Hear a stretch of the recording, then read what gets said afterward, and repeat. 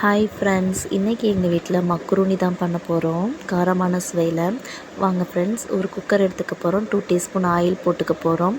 பெரிய வெங்காயம் 2 எடுத்து சின்ன சின்னதாக கட் பண்ணி அதை எண்ணெயில் போட்டு நல்லா வதக்கிக்க போகிறோம். வதக்குனதுக்கப்புறம் 2 குட்டி தக்காளி எடுத்து அதையும் சின்ன சின்னதாக கட் பண்ணி போட்டுக்க போகிறோம். போட்டதுக்கப்புறம் பச்சை மிளகா காரத்துக்கு ஏற்ப போட்டு உப்பு போட்டு நல்லா வதக்கினதுக்கப்புறம் கொத்தமல்லி கொஞ்சம் புதினா தழை கொஞ்சம் போட்டு நல்லா வதக்கிக்க போகிறோம். வதக்கினதுக்கப்புறம் இஞ்சி பூண்டு பேஸ்ட்டு போட போகிறோம். போட்டதுக்கப்புறம் வாங்க ஃப்ரெண்ட்ஸ், நம்ம மசாலா போடலாம்.